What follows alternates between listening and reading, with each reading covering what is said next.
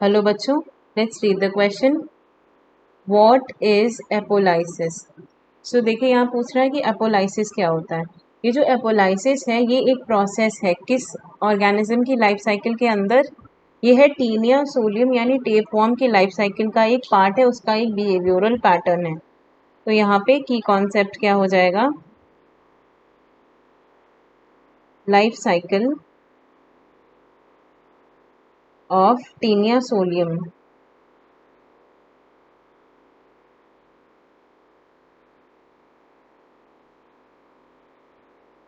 सो यहाँ पे देखिए होता क्या है कि ये जो टीनिया सोलियम है ये होता है intestinal parasites of mammals. Intestinal parasite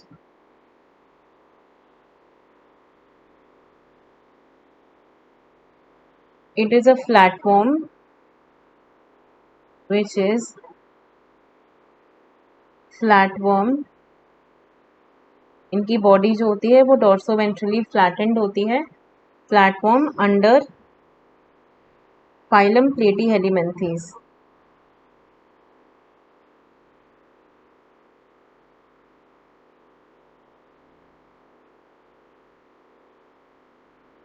ये प्लेटीहेलिमेंथ्स फाइलम के मेंबर्स होते हैं. ये इंटेस्टाइनल पैरासाइट होते हैं और ये क्या करते हैं, ये attach to the host intestine.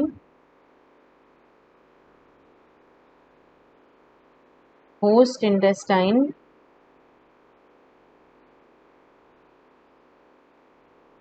and feed, grow and reproduce there. Feed, grow and reproduce there.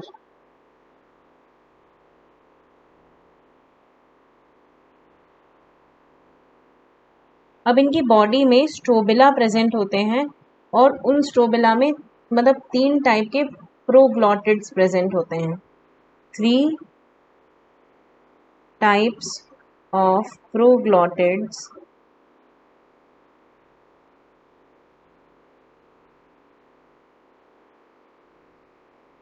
Are present. और वो 3 टाइप्स कौन कौन से होते हैं? इमेच्योर, मैच्योर और ग्रेविड. अब इसमें से यहाँ एपोलाइसिस में हमें जिनकी बात करनी है वो है ग्रेविड प्रोग्लॉटिड्स. सो देखिए ग्रेविड प्रोग्लॉटिड्स जो हैं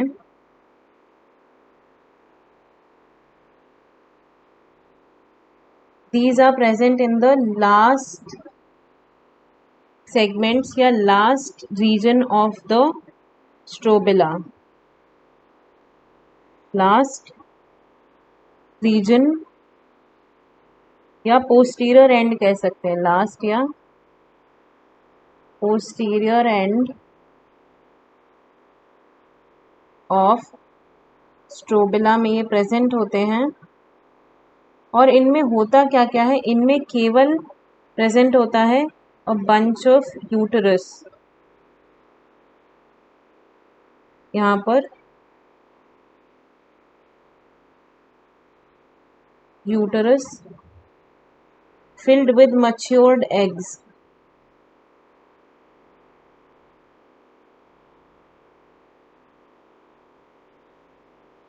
अब देखिए इन्होंने वहां पर फीड किया, ग्रो किया, रिप्रोड्यूस करके एग्स बनाए. और ये जो एग्स हैं इनका क्या होता है, they detach from the gravid proglottids. जिनमें एग्स होते हैं the gravid proglottids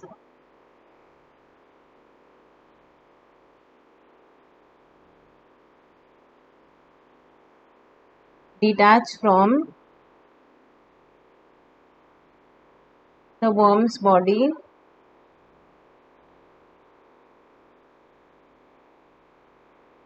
and are expelled out of the host's body and expelled out from host body through his feces.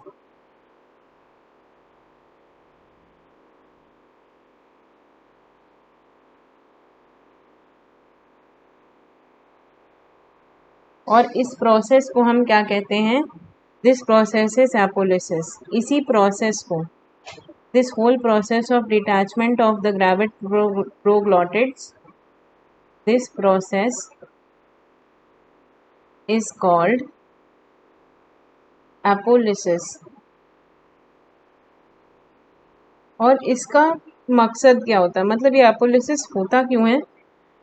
सो देखिए, पहली चीज़ तो ये हेल्प करता है ताकि जो ये टेपवर्म है ये आगे जा करके, मतलब फीसेस के थ्रू, अब ये फीसेस को कौन खाएंगे? जो सुअर होते हैं, यानी कि जो आपके पिग्स होते हैं, ये इसे खाएंगे, जो फीसेस हैं, फीकल मटेरियल को। और ये जिसमें इनके अंडे प्रेजेंट हैं, वो फीसेस जब ये सुअर खाएंगे तो ये सुअर जो है ये इनके इंटरमीडिएट होस्ट होते हैं। तो ये अंडे जा करके उसकी बॉडी में आगे का फर्दर डेवलपमेंट प्रोसीड होता है। तो इनका बेसिक मकसद क्या होता है? जिससे कि इनके ट्रांसफ़र हो जाए इंटरमीडिएट होस्ट में, transfer of eggs to the next host, to the next host. इसके अलावा देखिए, जब ये ग्रेविड प्रोग्लॉटिड्स पुराने वाले वर्म के शरीर से निकल जाएंगे तो उस वर्म की जो लेंथ है उसकी लेंथ को भी रेगुलेट करने में ये मदद करता है, यानी कि regulate the length of tapeworm, regulate length of tapeworm. So इस तरीके से देखिए हमने क्या सीखा यहाँ पे कि एपोलिसिस का क्या मतलब है। जब एक ग्रेविड प्रोग्लॉटिड निकल करके कहाँ जाता है? Detach from the worms body, और इसको फीसेस के थ्रू एक्सपेल आउट कर दिया जाता है होस्ट बॉडी से थ्रू फीसेस। तो इस प्रोसेस को हम क्या कहते हैं? एपोलिसिस कहते हैं। और इसका मकसद क्या होता है? अपने ये जो एग्स हैं इनको अपने नेक्स्ट इंटरमीडिएट होस्ट यानी पिग तक पहुंचाना। और इससे क्या होता है? टेपवर्म की लेंथ को भी रेगुलेशन मिलता है। और ग्रेविड प्रोग्लॉटिड में होता क्या है? बंच ऑफ यूटरस, जो पूरा यूटरस है वो बंच फॉर्म में प्रेजेंट होता है, जिसमें मच्योर्ड एग प्रेजेंट होते हैं। So I hope you understood it well. Best of luck.